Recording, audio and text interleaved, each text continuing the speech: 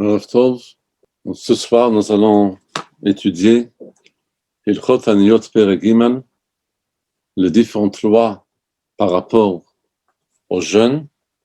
On ne parle pas là des jeunes qui sont instaurés déjà dans la Torah, mais là, nous parlons des jeunes qui sont... On parle ici des jeunes qui sont instaurés pour des situations particulières, comme nous avons vu déjà dans le prakim, dans le père qui a été étudié hier. Alors, on a expliqué là-bas sur quelle sorte de problèmes ou de malheurs ou de différents sinistres on fait un jeûne. Et on a expliqué qu'on fait ça quand il y a une situation dans laquelle des ennemis font du mal au Bnei Israël, ou si jamais il y a des épidémies très graves, où il y a des sauterelles, où il y a des animaux sauvages, des inondations graves, et ainsi ou bien un tremblement, qu'il y a des maisons qui tombent, s'il n'y a pas de pluie, différentes situations dans lesquelles, comme c'était vu hier, je pense tous les détails étaient précisés, quelles sont les différentes situations dans lesquelles on fait un jeûne. Alors ce soir, aujourd'hui, on apprend donc le 3e chapitre qui va nous expliquer les différents jeûnes qu'on fait quand il y a un problème de pluie, quand il y a une sécheresse, et à quel moment il faut fixer, à quel moment on fixe un jeûne, si jamais il y a la sécheresse, et comment il faut le faire pendant ce moment-là. Halakha Aleph, le premier halakha. Si jamais depuis le début de la période dans laquelle il doit pleuvoir, que c'est à partir de Sukkot, il n'y avait pas de pluie qui est descendue de tout. Si jamais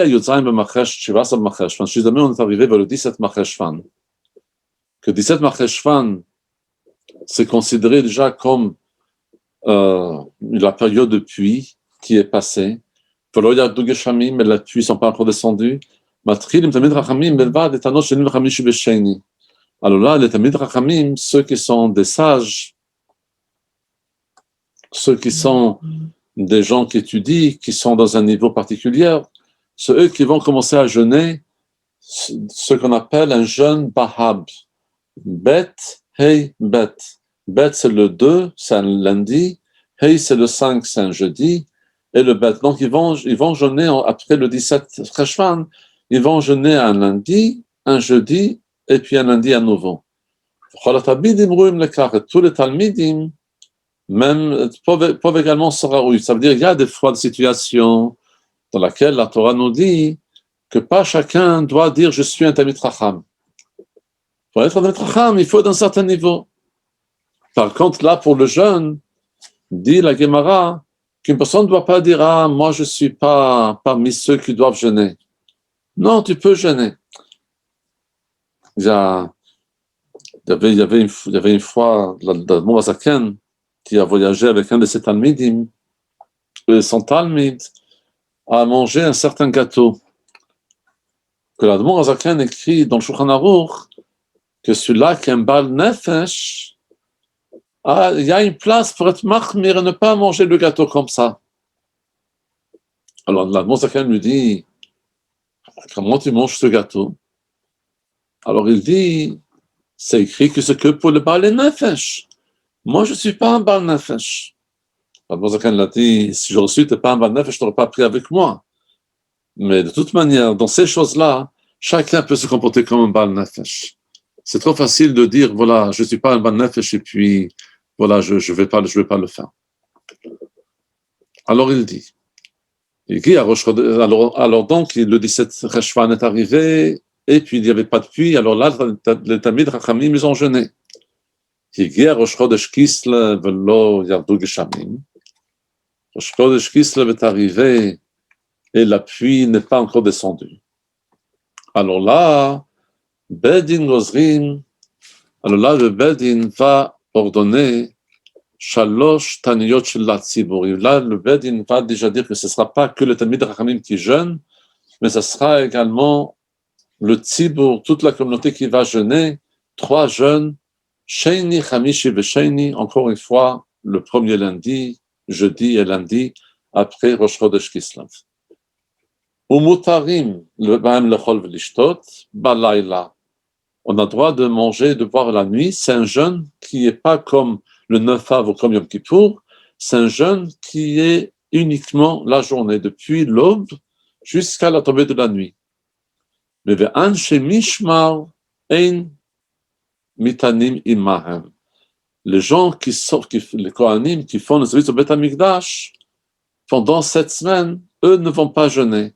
Et puis, par le fait qu'ils sont occupés de servir dans le Beth Amikdash, et quand le Beth Amikdash, premièrement, d'une part, il y a des corbanotes qu'il faut manger, et de l'autre part, par le fait qu'ils sont dans le Beth Amikdash, certainement, ils sont là-bas dans un esprit de Teshuvah, car le jeûne n'est pas uniquement de jeûner avec l'estomac pour avoir faim. Le jeûne, c'est pour être détaché un tout petit peu des choses matérielles afin de pouvoir méditer sur les choses spirituelles et de faire ce qui est bien. Alors, quand on est de Beth Amikdash, on fait de korbanot, de toute manière, on se trouve dans un esprit dans lequel on est amené vers le bien. Toute la communauté va rentrer dans les synagogues. Il faut prier, vers le ciel et supplier. Que d'ailleurs, aussi, comme on fait dans toutes les taniyot, qu'on prie et on demande et on supplie à Kadosh Baruch Hu de donner de l'appui. Ça, c'est donc la deuxième étape. Allah Gimel. Avru eilu velonenu. Si jamais on a fait donc ces jeûnes et puis la réponse n'a pas encore eu lieu, donc c'est-à-dire l'appui n'est pas encore venu. Bedin gozrim shalosh taniyot acherot al hatzibur. Alors là, le Bedin vont décréter encore 3 jeûnes. Mais ces nouveaux 3 jeûnes qui seront décrétés seront effectivement plus stricts que les 3 premières. On va voir tout de suite.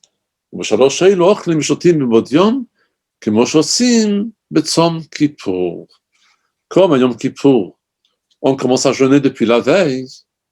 Alors là aussi, dans les 3 nouvelles jeûnes, on va jeûner comme Yom Kippour depuis la veille. Pas que à la fin de la nuit jusqu'à la tombée de la prochaine nuit, mais depuis la veille, ça veut dire pratiquement un peu plus que 24 heures. Ve'anshe mishmar, ceux qui travaillent dans le Beth Amikdash, eux, comment ils vont faire? Parce qu'a priori, ils sont en train de travailler au Beth Amikdash et puis on a dit qu'ils doivent également manger. Alors, ils vont jeûner une partie de la journée, mais au moins ils vont jeûner un tout petit peu. Ve'anshe betav,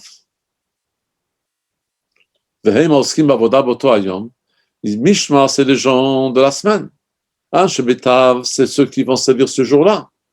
Eux, ils ne vont pas jeûner de tout pour qu'ils puissent faire leur service au Beth Amikdash comme il se doit. Comme même il fallait porter des animaux, il fallait des fois soulever l'animal entièrement sur le bras, des fois il fallait soulever l'animal, la personne qui met la main sur l'animal.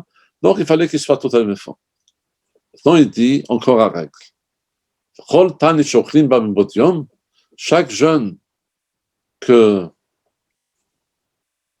on mange on mange que la veille.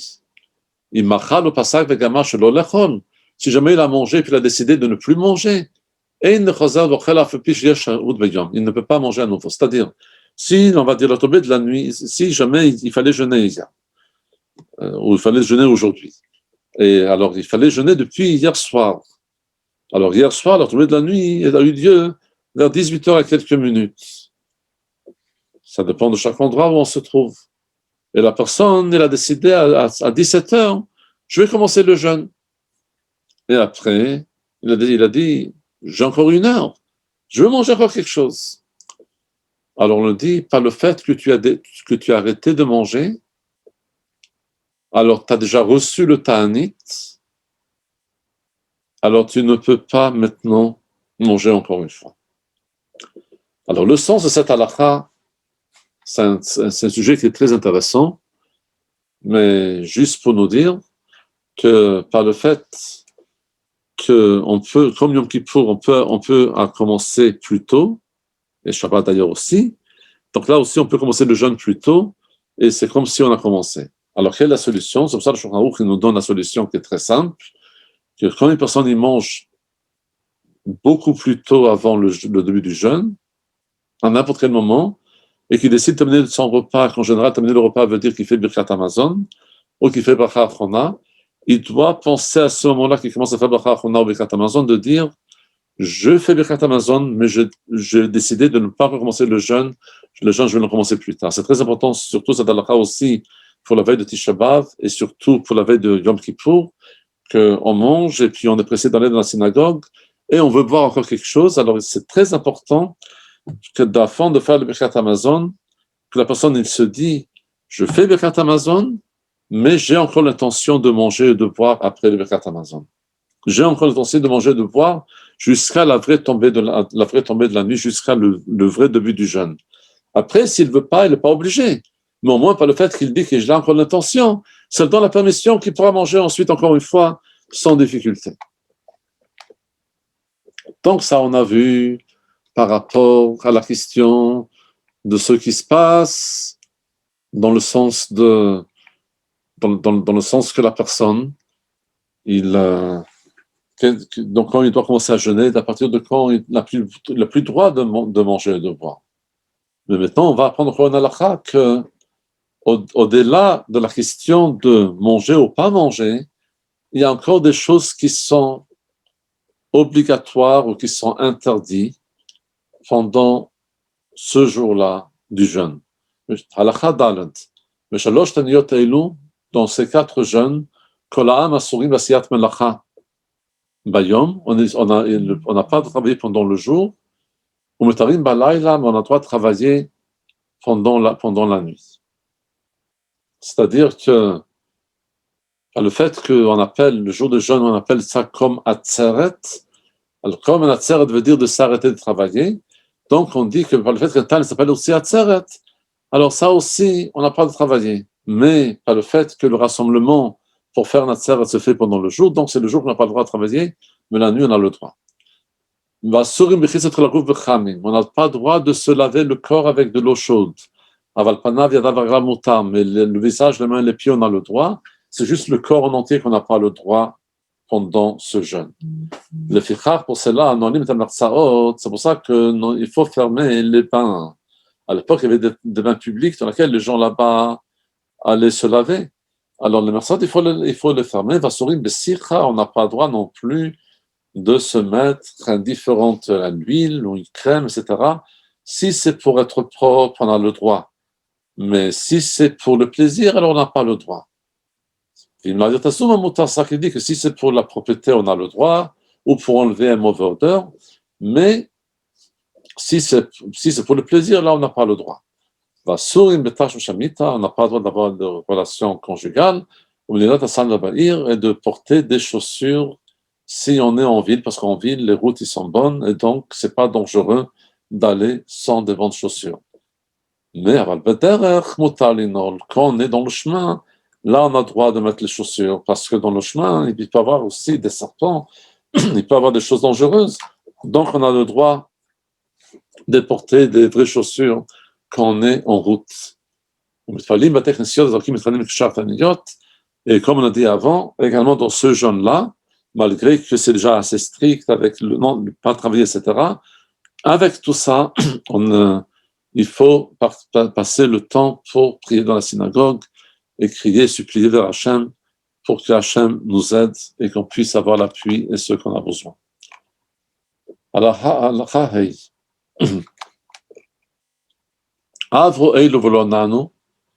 on a fait ces 3 jeûnes qui sont plus stricts.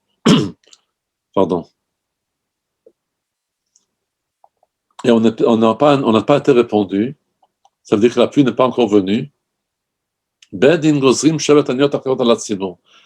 le Bedin vont décréter 7 nouvelles jeûnes. Lundi, jeudi, 3 semaines et encore un lundi. Parce que les jeûnes se commencent toujours avec un lundi et ça se termine avec un lundi.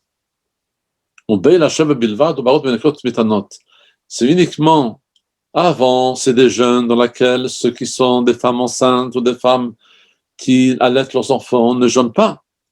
Mais maintenant que c'est une situation tellement stricte, alors c'est 7 jeûnes. Alors même les femmes qui sont enceintes et qui allaitent également vont jeûner. Les autres jeûnes, ils ne jeûnent pas. Donc ni les 3 premières et ni les 3 dernières. Mais quand même, et ça c'est un point qui est important de préciser, même aujourd'hui, quand quelqu'un est exempté de jeûner, alors on dit, même si ces femmes qui sont enceintes ne jeûnent pas, pour des raisons de santé pour le bébé, et maintenant, ils ne peuvent pas non plus se faire plaisir, manger du chocolat, des chips, de la glace et toutes les bonnes choses. Alors, dès qu'il il faut qu'il mange pour que l'enfant a tout ce qu'il a besoin, mais pas de commencer à manger et faire des repas comme si tout va bien. Non, il y a quand même une situation qui n'est pas bonne, il faut faire attention là-dessus.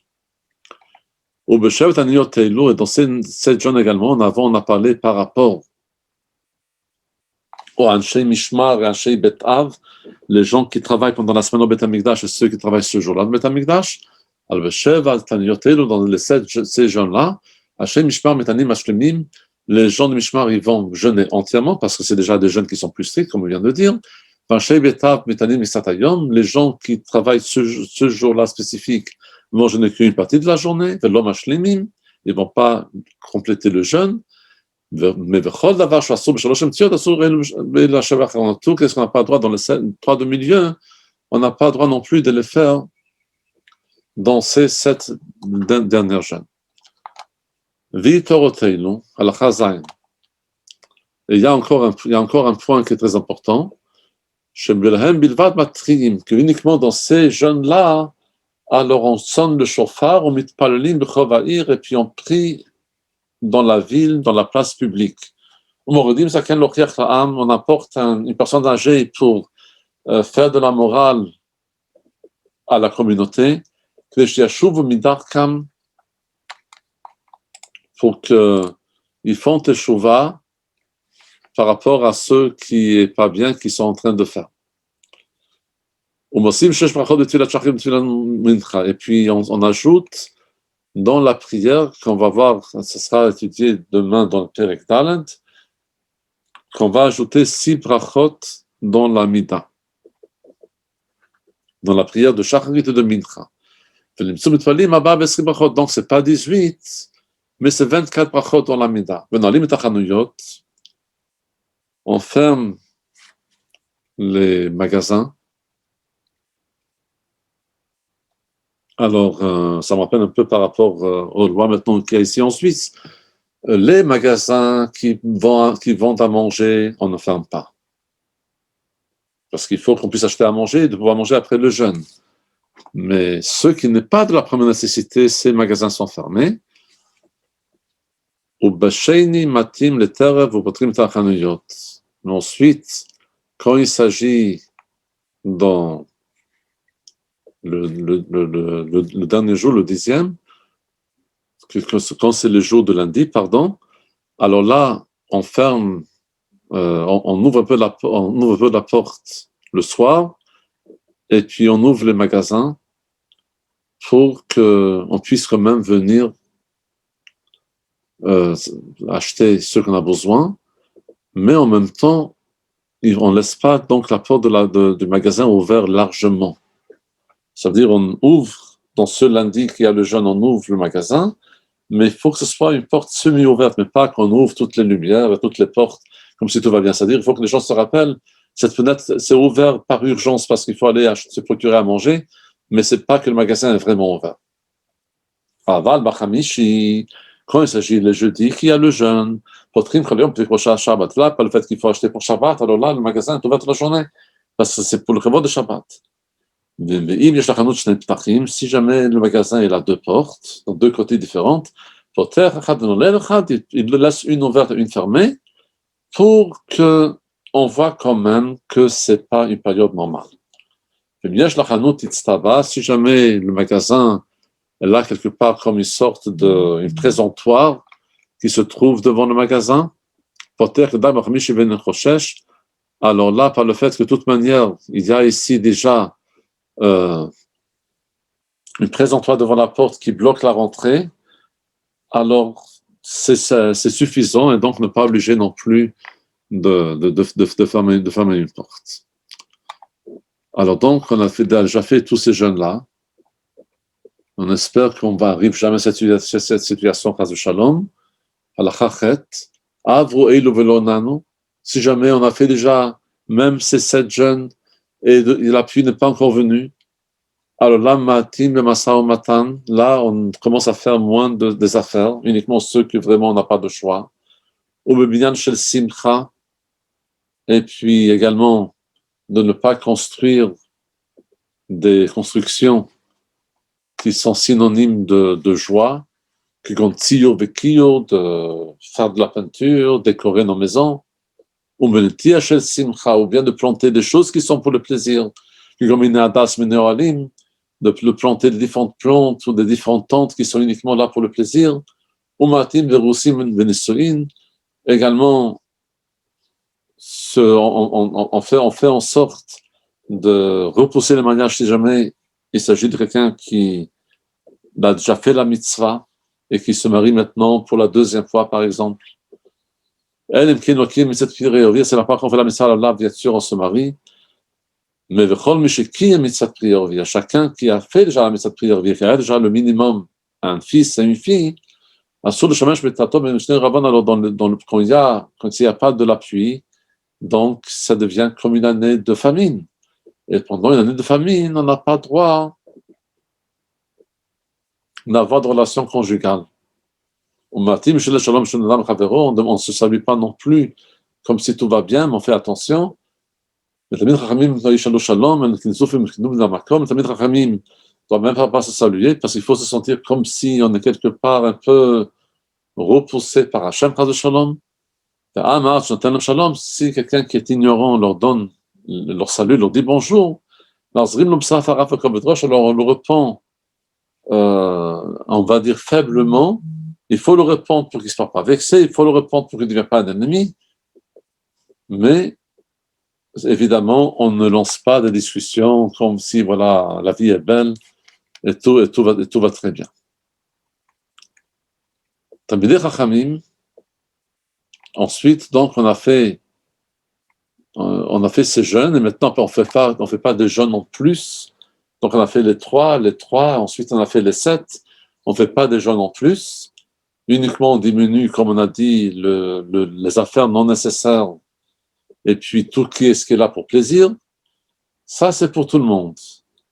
Mais les Tamid Chachamim, חוזרים לבדם ומתענים שני וחמישי בשני, השני ניסן של תקופה. אבל לא הציבור. Les Tamid Chachamim vont continuer à jeûner le lundi, jeudi et lundi jusqu'à qu'on va arriver à la période d'automne. C'est-à-dire ils vont continuer encore la fin du mois de Shvat et le mois d'Adar. אבל לא הציבור, le ציבור ne va pas continuer à jeûner. Pourquoi pas? שאין גוזרים על הציבור בשביל גשמים שלא ירדו יותר מ13 תעניות אלו. On ne peut pas mettre sur la communauté plus que 13 jeunes. Ou que quand ces individus, les Tamid Chachamim, jeûnent jusqu'à que le mois de Nissan arrive, Mutarim le Chol Balayla, alors ils peuvent manger la nuit, ils jeûnent que le jour, c'est pas comme des jeûnes de Yom Kippour. Ils ont le droit donc également de travailler pendant la nuit, de se laver, de relations conjugales, etc., qui chacun comme dans toutes les autres jeûnes. C'est pas des jeûnes comme Yom Kippour, c'est comme les autres jeûnes. Mais pour Chodesh Purim, on ne jeûne pas.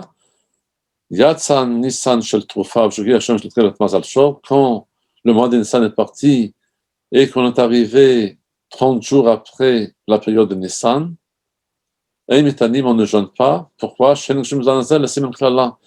partir du moment que l'été déjà arrive, alors la pluie n'est plus un signe qui est positif. Au contraire, nous voyons dans la prophétie de Shmuel HaNavi que quand pendant l'été il a dit qu'il y a de la pluie, c'était un signe au contraire de la beracha. Alors, par le fait que c'est pas descendu depuis le début de l'année. Alors, on va dire comme ça, tout l'hiver qu'on a besoin de la pluie n'est pas descendue. Et maintenant que la pluie n'est pas bonne, c'est le temps qu'elle arrive, alors c'est pas un bon signe. Alors donc, il faut pas.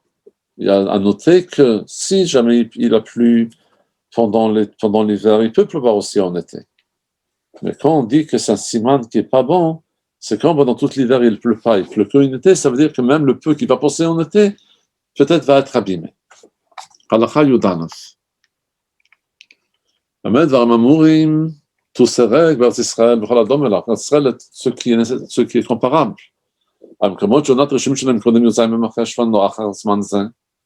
Parce qu'en Israël, la période de la pluie, c'est entre Sukkot et le 17 Reshvan. Mais quand il y a des autres endroits dans lesquels la pluie doit descendre avant, ou bien après, alors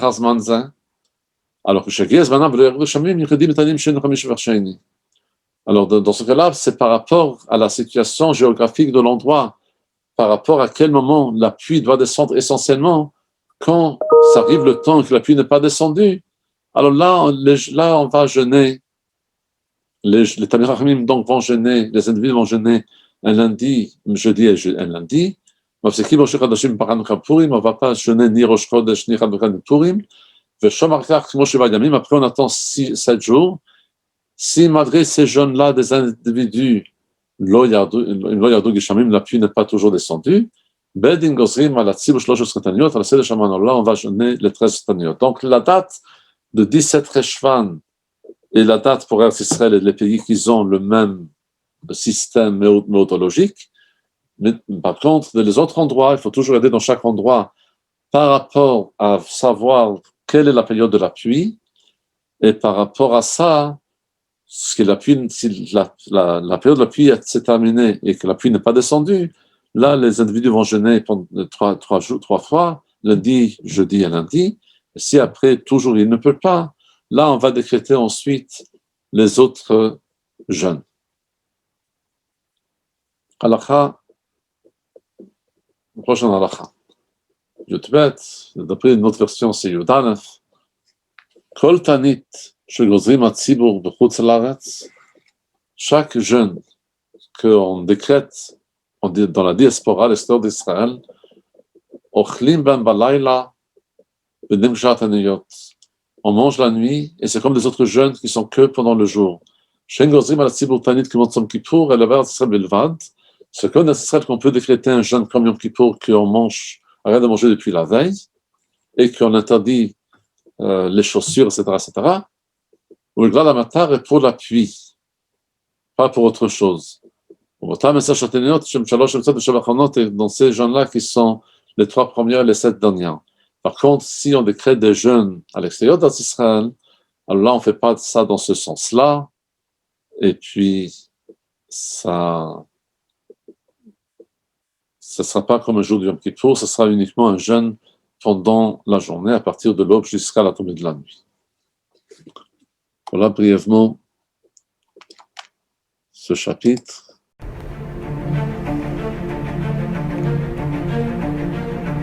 Et si connaître toute la Torah était possible, plongez-vous dans les joyaux de la Torah.